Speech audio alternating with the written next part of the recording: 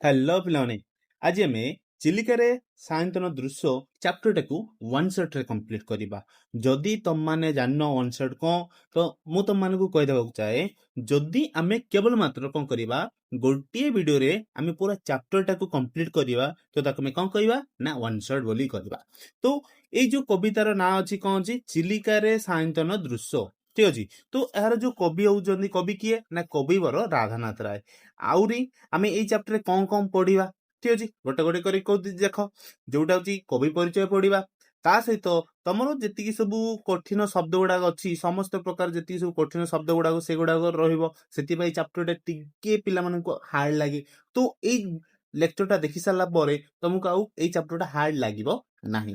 ଆଉ କ'ଣ କରିବା ନା ଏଇ ଚାପ୍ଟରର ସିମ୍ପଲ ଓଡ଼ିଆରେ ଆମେ କ'ଣ କରିବା, ଏକ୍ସପ୍ଲାନେସନ ବି ମଧ୍ୟ ତମ ପାଇଁ ନେଇକି ଆସିଛି। ତ ସେଥିପାଇଁ ତମମାନଙ୍କୁ କହିବି ଯେ ଏଇ ଭିଡ଼ିଓଟାକୁ ସ୍କିପ୍ ନ କରିକି ନ ଛାଡ଼ି ଯାଇକି ତମେ କ'ଣ କରିବ, ଶେଷ ଯାଏଁ ବସିକି ଟିକେ ଦେଖିବ, ଠିକ ଅଛି। ଭିଡ଼ିଓଟା ବେଶୀ ଲମ୍ବା ବି ହବନି କି ବେଶୀ ତମର ଛୋଟ ବି ହବନି, ମିଡିୟମ ରେଞ୍ଜର ହବ। ଆରାମସେ ତମେ ବସିକି ଦେଖିବ, ଠିକ ଅଛି। ତ ଚାଲ ଆମେ ଷ୍ଟାର୍ଟ କରିବା। ଦେଖ, ଏବେ ଆମେ କ'ଣ ଦେଖିବା, କବି ପରିଚୟ ଦେଖିବା। କବି ହଉଛନ୍ତି କିଏ ନା ରାଧାନାଥ ରାୟ। ତାଙ୍କର ଜନ୍ମଗ୍ରହଣ ଏବଂ ମୃତ୍ୟୁବରଣ ଦିଆଯାଇଛି। ଦେଖ, ସେ କେବେ ଜନ୍ମଗ୍ରହଣ କରିଥିଲେ ନା 1848 ମସିହା। ମୃତ୍ୟୁବରଣ କେବେ କରିଥିଲେ ନା 1908 ମସିହା। ତ ତାଙ୍କ ବିଷୟରେ ଆଉ ଟିକେ ଡିଟେଲ୍ସରେ ଯିବା, ଯୋଉଠିକି ତମର କ'ଣ କରିବ, ଲଙ୍ଗ କ୍ୱେଶ୍ଚନରେ ଲେଖିବା ପାଇଁ ହେଲ୍ପ କରିବ ଏବଂ କୋଉଠି କୋଉଠି ତମର ସର୍ଟ କ୍ୱେଶ୍ଚନ ମଧ୍ୟ ଆସିଛି ସେଇଟା ମୁଁ କହିଦେବି, ଠିକ ଅଛି। ଚାଲ, ଯୋଉଟା ହଉଛି ଆଧୁନିକ ଓଡ଼ିଆ ଯୋଉ କାବ୍ୟଧାରାର ଆମେ କହିପାରିବା ବୀର୍ତ୍ତି ସଂସ୍ଥାପକ ଯୋଉଟା ରହୁଛି, ବୀର୍ତ୍ତି କ'ଣ ସଂସ୍ଥାପକ, ଏଇଟା ତମର ଟିକେ ମନେ ରଖିବାକୁ ପଡିବ, ଯୋଉଟା କି ସର୍ଟ କ୍ୱେଶ୍ଚନରେ ପଚାରୁଛି, ଠିକ ଅଛି। ତ ନୂଆ ଯୁଗର ଓଡ଼ିଆ କବିତା ଲେଖିବାର ଯୋଉ ଶୈଳ ଅଛି ବା ମୂଳଦୁଆ ପକେଇବା ପାଇଁ ହଉଛନ୍ତି କବି ରାଧାନାଥ ରାୟ କ'ଣ କରୁଥିଲେ, ଷ୍ଟାର୍ଟ ବା ଆରମ୍ଭ କରିଥିଲେ। ମୂଳଦୁଆ ପକେଇବା ପାଇଁ ସେ କ'ଣ କରିଥିଲେ, ଓଡ଼ିଆ ଯୋଉ ଆଧୁନିକ ଓଡ଼ିଆ କାବ୍ୟଧାରାର କ'ଣ କରିଥିଲେ ନା ବୀର୍ତ୍ତି ସଂସ୍ଥାପକ ବୋଲି ସେଥିପାଇଁ ତାଙ୍କୁ କୁହାଯାଉଛି। ସେ କ'ଣ କରିଥିଲେ ନା ଯେତିକି ସବୁ ମୂଳଦୁଆ ନୂତନ ଶୈଳୀ ଗୁଡାକ ଦେଖୁଛ, ଢାଞ୍ଚା ଦେଖୁଛ, ସେଇ ଓଡ଼ିଆ ସାହିତ୍ୟର ଯୋଉ ଲେଖିବାର ପ୍ରଣାଳୀ ରହୁଛି, ଶୈଳ ରହୁଛି, ସେ କିଏ ଷ୍ଟାର୍ଟ କରିଥିଲେ ନା କବିବର ରାଧାନାଥ ରାୟ। ତ ସେ କୋଉଠି ନା ବାଲେଶ୍ୱର ଜିଲ୍ଲାର ସୋର ନିକଟବର୍ତ୍ତୀ କେଦାରପୁର ଗାଁରେ ଜନ୍ମଗ୍ରହଣ କରିଥିଲେ। ଦେଖ, କୋଉଠାରେ, କେଦାରପୁର ଗାଁରେ ଜନ୍ମଗ୍ରହଣ କରିଥିଲେ। ତ ତାପରେ ଦେଖିବା ଊନବିଂଶ ଶତାବ୍ଦୀ ସେ ଶିକ୍ଷକରୁ ସେ ଜଣେ କ'ଣ ଥିଲେ, ଶିକ୍ଷକ ଥିଲେ। ତାପରେ ସେ କ'ଣ କଲେ ନା ବଙ୍ଗ ବିହାର ଓଡ଼ିଶାର ବିଦ୍ୟାଳୟ ସମୂହର ଯୋଉଟା କୁହାଯାଉଛି, ଦେଖ ବଙ୍ଗ ବିହାର ଓଡ଼ିଶାର, ଏଇଠି ଟିକେ ଫୋକସ କରିବ, ବଙ୍ଗ ବିହାର ଓଡ଼ିଶାର ବିଦ୍ୟାଳୟ ସମୂହର ସବୁ ସ୍କୁଲ ଗୁଡାକରେ ସେ କ'ଣ ଶିକ୍ଷକ ବିଭାଗରେ ଇନ୍ସପେକ୍ଟର କ'ଣ ହଉଥିଲେ ନା ଇନ୍ସପେକ୍ଟର ବା ସ୍କୁଲ ପ୍ରଦର୍ଶକ ବା ଯାଞ୍ଚକାରୀ ଅଧିକାରୀ ଭାବରେ କ'ଣ ହେଇଥିଲେ ନା ଅଧିକାରୀ ହେଇ ପାରିଥିଲେ। ନୂଆ ରୀତିରେ, ଯୋଉ ନୂଆ ରୀତି ମିନ୍ସ କ'ଣ ରହୁଛି, ନୂଆ ଢଙ୍ଗରେ ନୂଆ ଶୈଳରେ ଯୋଉ ଓଡ଼ିଆ କାବ୍ୟ ରଚନା କରି ସେ ଚର୍ଚ୍ଚିତ ହେଇଥିବା ବା ଖୁବ୍ ପ୍ରସିଦ୍ଧ ଲାଭ କରିଥିବା ରାଧାନାଥ ରାୟଙ୍କର ଯୋଉ ଆମର ରହିବ କବି କୀର୍ତ୍ତିର ଏବଂ ଗୌରବ ବାହକ କୃତି ଯୋଉଟା ଆମେ କହିପାରିବା ମଧ୍ୟରେ କ'ଣ କ'ଣ ଅଛି, ସେ କ'ଣ କ'ଣ ଲେଖିଛନ୍ତି ସେଇଟା ଦେଖ।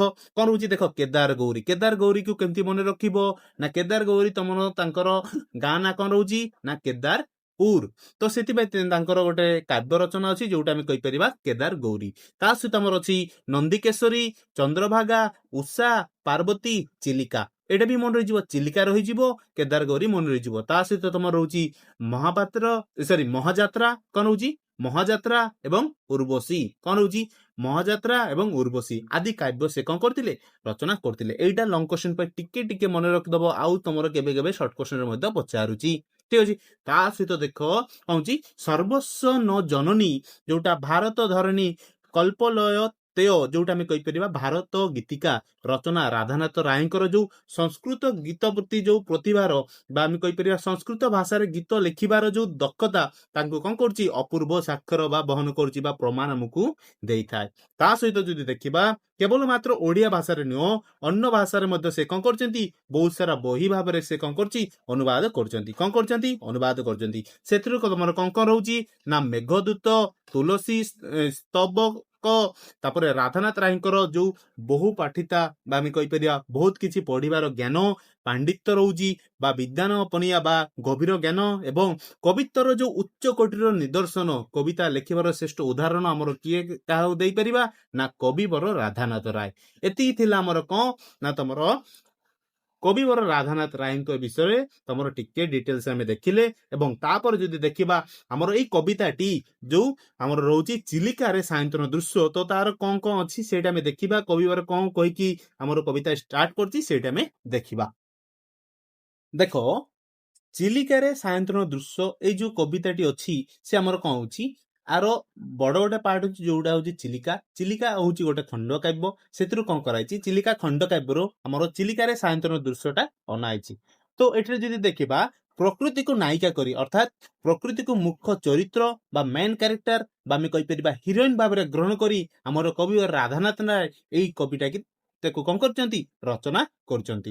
ତ ଏଥିରେ ଯଦି ଦେଖିବା ଏଠାରେ କଣ କରାଯାଇଛି ନା ସନ୍ଧ୍ୟାକାଳୀନ ଦୃଶ୍ୟ ବା ତମର ସନ୍ଧ୍ୟା ସମୟରେ ଚିଲିକାର ଯୋଉ ମନୋରମ ଦୃଶ୍ୟ, ମନକୁ ଖୁସି କରୁଥିବା ସୁନ୍ଦର ଦୃଶ୍ୟକୁ ବର୍ଣ୍ଣନା କରିଛନ୍ତି। ଆଉ ତା ସହିତ ଯୋଉ କବି ସୂର୍ଯ୍ୟ ବଳଦେବ ରଥ ତାଙ୍କର ଯୋଉ ଗୀତାମୃତ ସ୍ମରଣ, କବି ସୂର୍ଯ୍ୟ ବଳଦେବ ରଥଙ୍କର ମଧୁର ଗୀତକୁ ମନେ ପକେଇବା ଏବଂ ଜାତୀୟ ଭାବନାର ଉଦ୍ବେଳନ ବା ଦେଶ ପ୍ରେମର ଭାବନା ଜାଗ୍ରତ ହେବା, ତା ସହିତ ଅଛି ଜୀବନ ପ୍ରତି ଶାଶ୍ୱତ ବାର୍ତ୍ତା। କଣ ଅଛି ସେଟା ବାର୍ତ୍ତା, ଦେଖ ନା ଜୀବନ ପାଇଁ ଏକ ଚିରନ୍ତନ ବା ସତ୍ୟ ଉପଦେଶ ଦେଇଛନ୍ତି, ସେଇଟା ବି କଣ ମୁଁ ସେଇ କବିତା ଟାଇମରେ କହିଦେବି। ଏବଂ ଯୋଉଟା ଅଛି କବିଙ୍କ ସୌନ୍ଦର୍ଯ୍ୟ ବିଭୂତି, ତାଙ୍କର ଯୋଉ ସୁନ୍ଦରତାକୁ ଚିହ୍ନିବାର ଏବଂ ଉପଭୋଗ କରିବାର କ୍ଷମତା ଆଦି ଏଥିରେ କଣ କରାଯାଇଛି, ବର୍ଣ୍ଣନା କରାଯାଇଛି। ଏତିକି ଥିଲା ଆମର ବିଲ୍ଡଅପ୍, ଯୋଉଟା ଆମେ କଣ କରିପାରିବା, ଏବେ ଆମେ ଆରାମସେ କଣ କରିପାରିବା ନା ଆମର କବିତାଟାକୁ ଷ୍ଟାର୍ଟ କରିବା। ସେଥିରୁ କହିଦେବି ତମର କୋଉଠୁ କ୍ୱେଶ୍ଚନ ଆସୁଛି। ଦେଖ, ଏଇଠି ତମର ଚିଲିକା ହଉଛି ଗୋଟେ ଖଣ୍ଡକାବ୍ୟ ଏବଂ ଚିଲିକା ରୁ ଆମର କଣ ଆସିଛି ନା ଚିଲିକାରେ ସାୟନ୍ତନ ଦୃଶ୍ୟ ଏଇଟା ଆସିଛି ଏବଂ ପ୍ରକୃତିକୁ ନାୟିକା କରିଥିଲେ। ତାପରେ ଆହୁରି ଯେତିକି ସବୁ ସନ୍ଧ୍ୟା ସମୟର କଥା କୁହାହଉଛି, ତ ସେଗୁଡାକୁ ଟିକେ ଫୋକସ କରିବ, ଯୋଉଦ୍ୱାରା କି ତମେ ଆରାମସେ କ୍ୱେଶ୍ଚନ ସଲ୍ଭ କରିପାରିବ।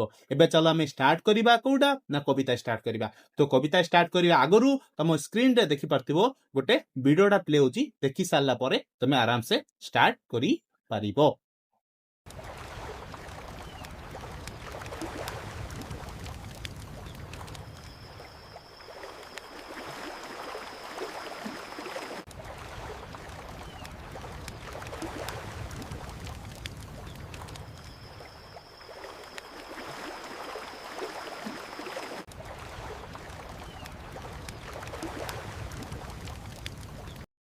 ଓକେ ପିଲାମାନେ, ତମମାନେ ତାହେଲେ ଭିଡିଓଟା ଦେଖିଦେଇଛ, କେମିତି କଣ ଲାଗିଛି ଭିଡିଓଟା ମତେ କମେଣ୍ଟ ସେକ୍ସନରେ ଜଣେଇବ।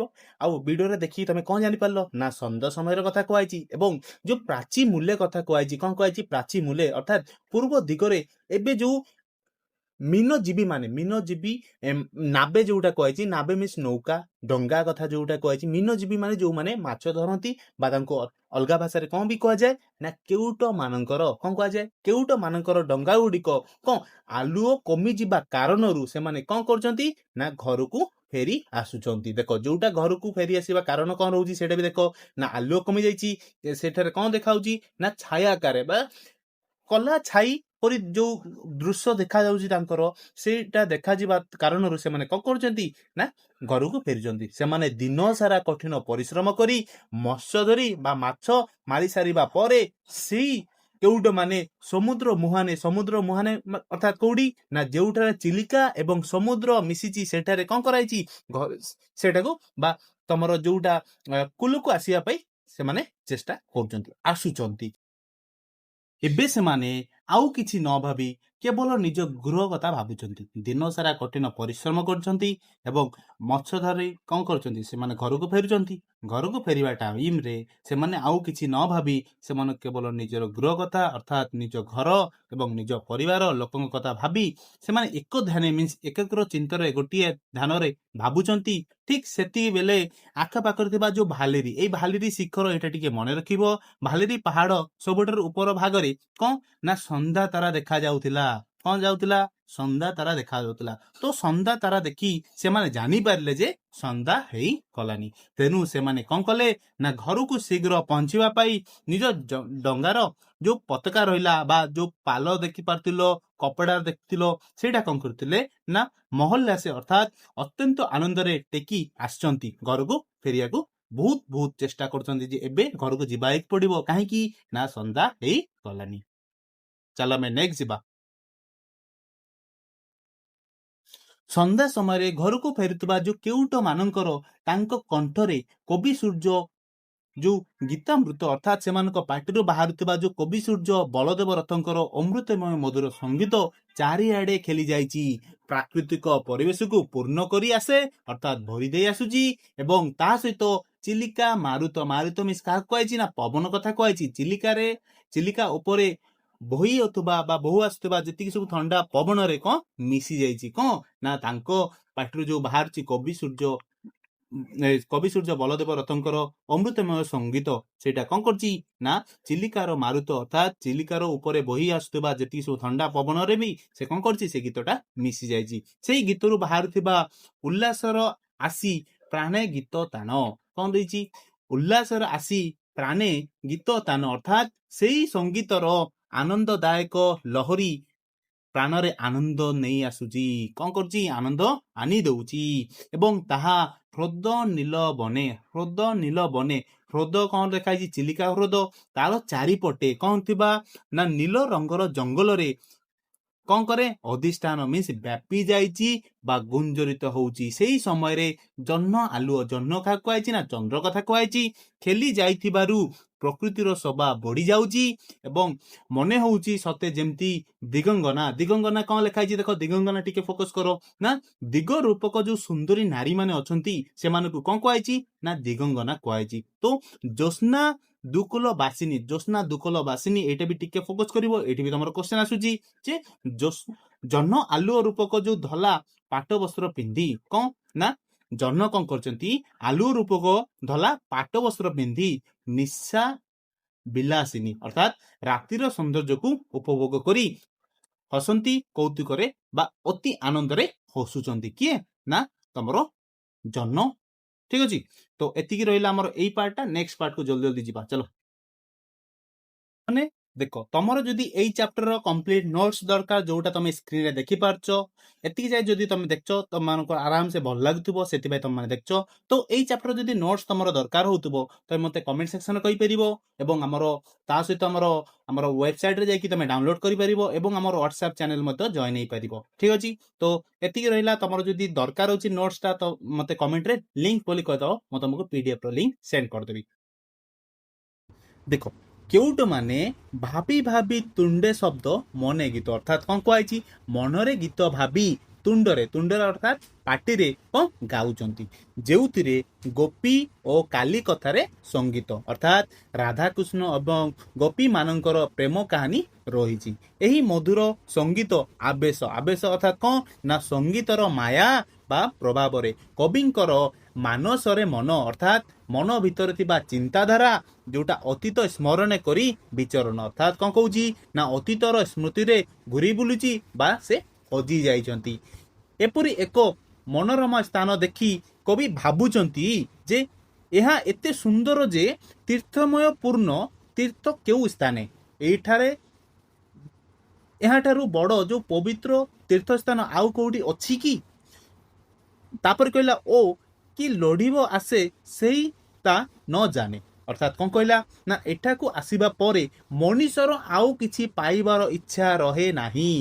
ତାପରେ ଦେଖ କଣ କହୁଛନ୍ତି ନା ସେଥିପାଇଁ କବି ବିଶେଷ ବୋଲି ଶେଷରେ କହିଛନ୍ତି ଯେ ଧନ୍ୟ ସେଇ ଯାର ଆତ୍ମା ଦିଶେ ଧନୀ ଅର୍ଥାତ୍ କଣ କହୁଛନ୍ତି, ସେଇ ବ୍ୟକ୍ତି ଧନ୍ୟ ଯିଏ ଏହି ପ୍ରାକୃତିକ ସୌନ୍ଦର୍ଯ୍ୟକୁ ଉପଭୋଗ କରି ନିଜର ଆତ୍ମାକୁ ସନ୍ତୁଷ୍ଟ କରୁଛନ୍ତି ଏବଂ ନିଜକୁ ଧନୀ ବୋଲି ଅନୁଭବ କରୁଛନ୍ତି।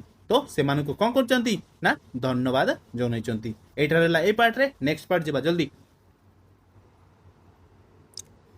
ଏହି ଲୀଳା ରଚନ୍ତି ଦେବୀ ବାଗୀଶ୍ୱରୀ ଅର୍ଥାତ୍ ଏଇ ସବୁ ସୁନ୍ଦର କଳ୍ପନା ଓ ସଙ୍ଗୀତ ମାତା ସରସ୍ୱତୀଙ୍କ ଦୟାରୁ ହିଁ ସମ୍ଭବ ହଉଛି। ଏବଂ ତାପରେ ସେ କହିଛନ୍ତି ଧନ୍ୟ ରଥେ ଅର୍ଥାତ୍ ହେ କବି ସୂର୍ଯ୍ୟ ବଳଦେବ ରଥ, ଆପଣ ଧନ୍ୟ, ତୁମ୍ଭ ଜନ୍ମ ଶୁଭକ୍ଷଣେ ଅର୍ଥାତ୍ ଆପଣ ନିଶ୍ଚିତ ରୂପେ ଏକ ଶୁଭ ମୁହୂର୍ତ୍ତରେ ଜନ୍ମଗ୍ରହଣ କରିଥିଲେ। ମୃତ୍ୟୁଞ୍ଜୟ ତୁମ୍ଭେ ଉତ୍କଳ ଭୁବନେ, ମୃତ୍ୟୁଞ୍ଜୟ ତୁମ୍ଭେ ଉତ୍କଳ ଭୁବନେ ଅର୍ଥାତ୍ ତେଣୁ ଆପଣଙ୍କର ନିଜ କୃତି ପାଇ ସମଗ୍ର ଓଡ଼ିଶାରେ ମୃତ୍ୟୁକୁ ଜୟ କରି ଅମର ହେଇ ରହିଛନ୍ତି। ତୁମ୍ଭ ମାଟି ଦେହ ଗ୍ରାସିଛି ଶମଶାନେ ଅର୍ଥାତ୍ ଯଦିଓ ଆପଣଙ୍କର ପାର୍ଥିବ ବା ମାଟି ଶରୀରକୁ ଶମଶାନ ଗ୍ରାସ କରିସାରିଛି ଅର୍ଥାତ୍ ଆପଣଙ୍କର ମୃତ୍ୟୁ ହେଇସାରିଛି, ମାତ୍ର ଯୋଉ ଯଶ ଦେହେ ତୁମ୍ଭେ ଆୟୁଷ୍ମାନ, ଏଇଟା ଆୟୁଷ୍ମାନ କାହାକୁ କୁହାଯାଇଛି ନା ଯଶ ଦେହକୁ। ଯଶ ଦେହ କଣ ଦେଖ, ତଥାପି ନିଜର କୀର୍ତ୍ତି ଓ ଯଶ ରୂପକ ଶରୀରରେ ଆପଣ ଚିରଞ୍ଜୀବୀ ହେଇ ରହିଛନ୍ତି। ଅନ୍ୟ ପକ୍ଷରେ ଯଦି ଯିବା, ମୀନ କଣ କରୁଛି, ଆକର୍ଷଣ ଆସେ, ଅର୍ଥାତ୍ ମାଛମାନଙ୍କୁ ଆଲୁଅ ଦେଖେଇ ଆକର୍ଷିତ କରି ଧରିବା ଆଶାରେ କଣ କରୁଛନ୍ତି, ପୋତପାଲ ଅର୍ଥାତ୍ ଯୋଉ ଆମର ମାଛ ଧରାଳୀ ମାନେ ଥିଲେ ବା ଡଙ୍ଗା ଚଳାଉଥିବା ଯୋଉ କେଉଟ ମାନେ ଥିଲେ, ସେମାନେ କଣ କରୁଛନ୍ତି, ତରଣୀରେ ଜାଲି ଦେଲେନି ମଶାଲ, କଣ କରୁଛନ୍ତି ନା ନିଜ ଡଙ୍ଗାରେ ନିଆଁ ହୁଲା ବା ମଶାଲ ଜାଲି ଦେଲେନି।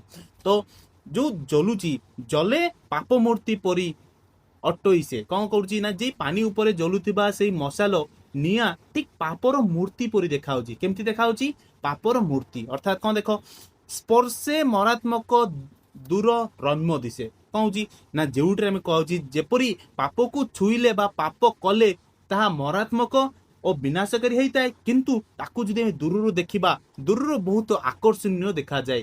ଠିକ ସେଇ ନିଆଁ ମଧ୍ୟ ଠିକ ସେଇପରି ଦେଖାଯାଉଛି, ଦୂରରୁ ସୁନ୍ଦର ଦେଖାଯାଉଛି, ବଟ୍ କଣ ହଉଛି ନା ପାପ ଗର୍ତ୍ତେ ଯେନେ ପଢେଇ ଅଜ୍ଞାତ। କଣ କଣ ହେଇଛି ଦେଖ, ଯେପରି ଅଜ୍ଞାତ ଲୋକମାନେ ପାପର ବାହ୍ୟ ସୌନ୍ଦର୍ଯ୍ୟକୁ ଆକର୍ଷିତ ହୋଇ ତା ଗାତରେ ପଡି ନିଜର ସର୍ବନାଶ କରନ୍ତି। ତ ତମମାନଙ୍କୁ ଗୋଟେ ରିକ୍ୱେଷ୍ଟ ରହୁଛି ଯେ ଦୂରରୁ ଯୋଉ ଜିନିଷ ଦେଖିବାକୁ ବହୁତ ସୁନ୍ଦର ଲାଗୁଛି, କିନ୍ତୁ ତା ଉପରେ କେବେ ଭରସା କରିବନି।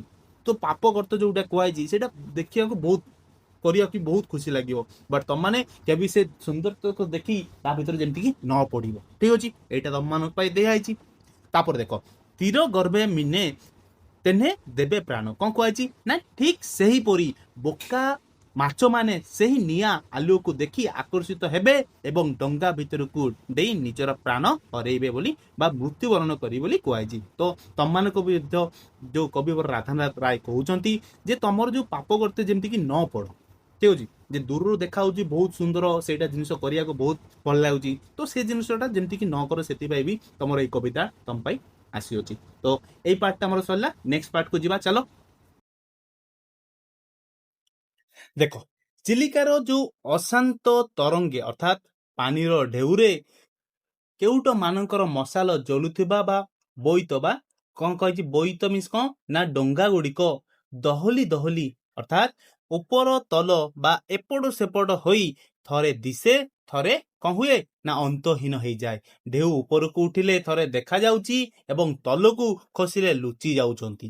ଏହି ଦୃଶ୍ୟକୁ କବି ତୁଳନା କରି କହିଛନ୍ତି ଯେ ଦୁଃଖୀ ମାନେ ଆଶା ଉଦୟ ପତନ, ଦୁଃଖୀ ମାନେ ଆଶା ଉଦୟ ପତନ, ଅର୍ଥାତ୍ ଯେପରି ଦୁଃଖୀ ଲୋକର ମନରେ ଆଶା ଥରେ ଜାଗ୍ରତ ହୁଏ ଓ ପୁଣି ନିରାଶରେ ମିଲେଇ ଯାଏ। ଅର୍ଥାତ୍ ଦୁଃଖୀ ଲୋକମାନଙ୍କର ଯୋଉ ଆଶା ଜାଗ୍ରତ ହୁଏ ଆଉ ଥରେ ନିରାଶରେ ପରିଣତ ହେଇଯାଏ, ତାକୁ ତୁଳନା କରୁଛନ୍ତି କାହା ସହିତ, ଯୋଉ ଆମର ଚିଲିକାର ଅଶାନ୍ତ ତରଙ୍ଗେ, ଯୋଉଟା ଆମର ବୋଇତକୁ ଦେଖାଯାଉଛି ଗୋଟେ ଥର ଆଉ ଗୋଟେ ଥର ଦେଖାଯାଉ ନାହିଁ।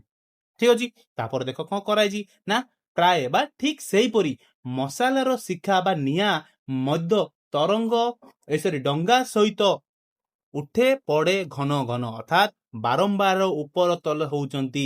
ଅନ୍ୟପଟେ ଯଦି ଦେଖିବା, ଧୀରେ ଧୀରେ ରାତି ବଢୁଥିବାରୁ ଅର୍ଥାତ୍ ନିଶା ଗମେ, ଅର୍ଥାତ୍ ରାତି ହେବା ସଙ୍ଗେ ସଙ୍ଗେ କ୍ରମେ ବା ଧୀରେ ଧୀରେ କହୁଛି ଲୋକ କୋଳାହଳ ବା ମଣିଷ ମାନଙ୍କର ପାଟିତୁଣ୍ଡ ବା ବ୍ୟସ୍ତତା କଣ ରହୁଛି, ମଣିଷ ମାନଙ୍କର ପାଟିତୁଣ୍ଡ ବା ବ୍ୟସ୍ତତା କଣ ହଉଛି ନା ନିର୍ବତ୍ତି ବା ବନ୍ଦ ହେଇଯାଉଛି। ଏବଂ ଅବନୀ ଦେଖ, ଅବନୀ କଣ କୁହାଯାଇଛି ନା ସମଗ୍ର ପୃଥିବୀ, ଅବନୀ ମାନେ କଣ ନା ସମଗ୍ର ପୃଥିବୀ ବା ପରିବେଶ ହେଉଛି ନିଶ୍ଚଳ, ଅର୍ଥାତ୍ ସମ୍ପୂର୍ଣ୍ଣ ଶାନ୍ତ ଏବଂ ସ୍ଥିର ହୋଇ ଯାଉଛି। ଏବେ ଚାରିଆଡେ କେବଳ କଣ ଉଜ୍ଜଳ ଜହ୍ନ ଆଲୁଅ ଖେଳି ଯାଇଛି, ଅର୍ଥାତ୍ ଯେଉଁଥିପାଇଁ ଜଳ ସ୍ଥଳ ଏବଂ ନଗ୍ନ, ଅର୍ଥାତ୍ ପାନି ଭୂମି ଏବଂ ଆକାଶ କଣ ଲେଖାଯାଇଛି, ପାନି ଭୂମି ଏବଂ ଆକାଶ ଯୋଉଟା ଜ୍ୟୋତ୍ସ୍ନା ପରି ପ୍ଲୁତ, ଅର୍ଥାତ୍ ସମ୍ପୂର୍ଣ୍ଣ ରୂପେ ଜ୍ୟୋତ୍ସ୍ନା ଆଲୁଅରେ ବୁଡି ରହି କଣ କରୁଛନ୍ତି, ଏପରି ଶୁଭ୍ର ଦିଶେ, ଅର୍ଥାତ୍ ଧଳା ଓ ନିର୍ମଳ ଦେଖା ଯାଉଛି। ଜେନେ ଦେଖ, ଜେନେ କଣ କୁହାଯାଇଛି ନା ସତେ ଯେପରି ତାହା ଯୋଉଟା ପାରଦ ଧୌତ, ଅର୍ଥାତ୍ ପାରଦରେ ଧୁଆ ହୋଇଛି ବା ରୂପା ପରି ଝଟକୁଛି ମିନ୍ସ ଚମକୁଛି।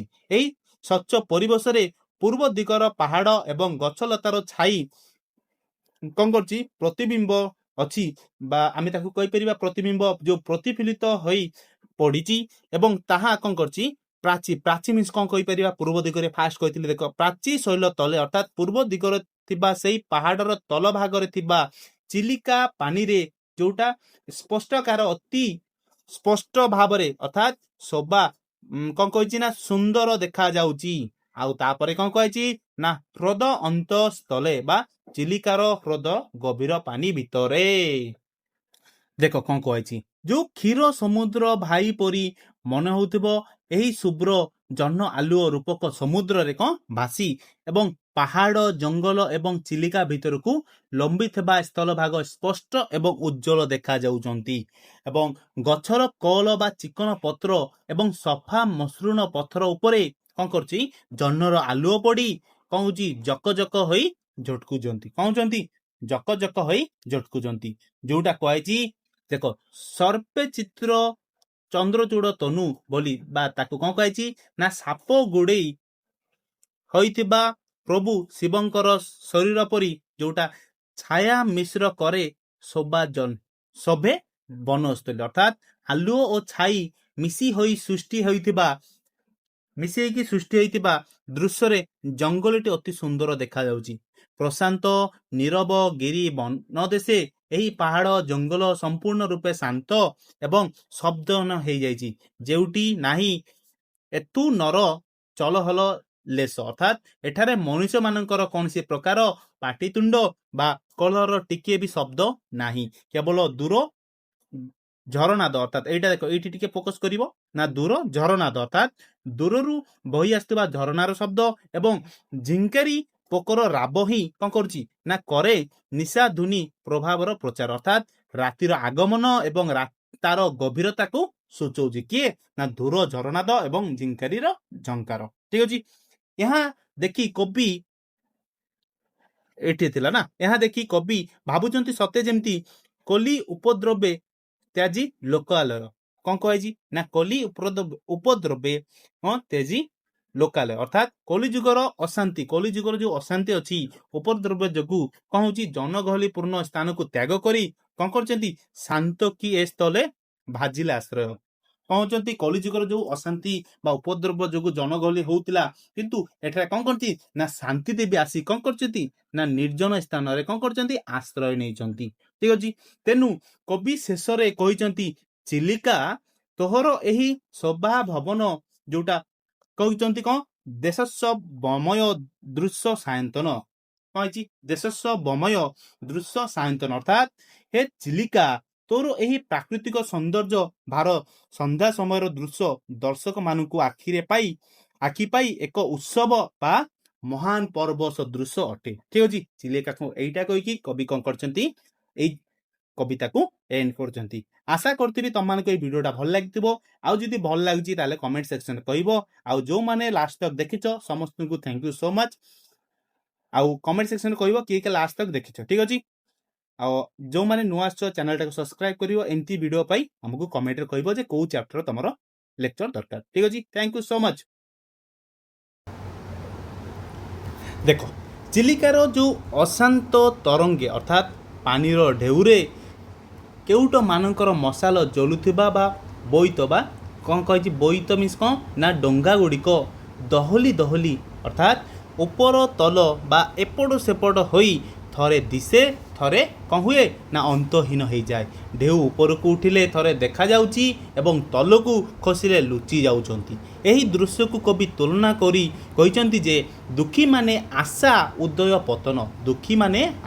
ଉଦୟ ପତନ ଅର୍ଥାତ୍ ଯେପରି ଦୁଃଖୀ ଲୋକର ମନରେ ଆଶା ଥରେ ଜାଗ୍ରତ ହୁଏ ଓ ପୁଣି ନିରାଶାରେ ମିଳିଯାଏ ଅର୍ଥାତ୍ ଦୁଃଖୀ ଲୋକମାନଙ୍କର ଯେଉଁ ଆଶା ଜାଗ୍ରତ ହୁଏ ଆଉ ଥରେ ନିରାଶାରେ ପରିଣତ ହୋଇଯାଏ ତାକୁ ତୁଳନା କରିଛନ୍ତି କାହା ସହିତ ଯେଉଁ ଆମର ଚିଲିକାର ଅଶାନ୍ତ ତରଙ୍ଗେ ଯେଉଁଟା ଆମର ବୋଇତକୁ ଦେଖାଯାଉଛି ଗୋଟେ ଥର ଆଉ ଗୋଟେ ଥର ଦେଖାଯାଉ ନାହିଁ ଠିକ ଅଛି। ତାପରେ ଦେଖ କ'ଣ କରାଯାଇଛି ନା ପ୍ରାୟ ବା ଠିକ୍ ସେହିପରି ମଶାଲର ଶିଖା ବା ନିଆଁ ମଧ୍ୟ ଡଙ୍ଗା ସହିତ ଉଠେ ପଡ଼େ ଘନ ଅର୍ଥାତ୍ ବାରମ୍ବାର ଉପର ତଳ ହେଉଛନ୍ତି।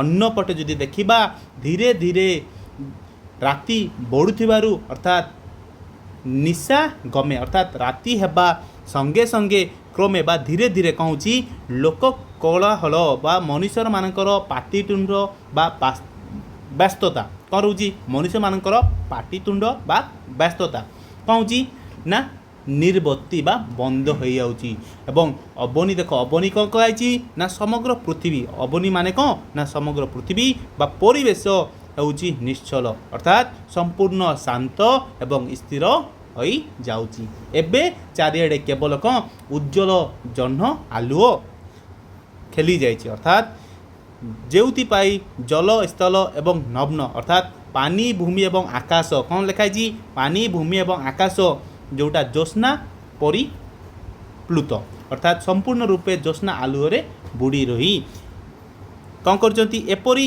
शुभ्र दिशे अर्थात धला और निर्मल देखा जाउची जेने देख जेने कौन कही ना सत्य जेपरी ताहा जोटा पारद धौत अर्थात पारदरे धुआ होइची बा रूपा परी झटकुची मीन्स चमकुची एई स्वच्छ परिवेश रे पूर्व दिगर पहाड़ एवं गछलतार छाई कौन कर प्रतिबिंब अच्छी बा आम ताकू कहीपर प्रतिबिंब जो प्रतिफलित हो पड़ी एवं ताहा कौन कर प्राची प्राची मीन्स कौन कहीपर पूर्व दिगरे फास्ट कही देख प्राची शैल तले अर्थात पूर्व दिगरे थिबा सेही पहाड़र तल भागरे थिबा चिलिका पानी रे जोटा स्पष्टकार अति स्पष्ट भाव अर्थात शोभा कौन कही ना सुंदर देखा जाउची आउ तापरे कौन कही ना ह्रद अंत स्थले बा चिलिकार ह्रद गभीर पानी भितरे देख कौन कही जो क्षीर समुद्र भाई परी मन होउथिबो एही शुभ्र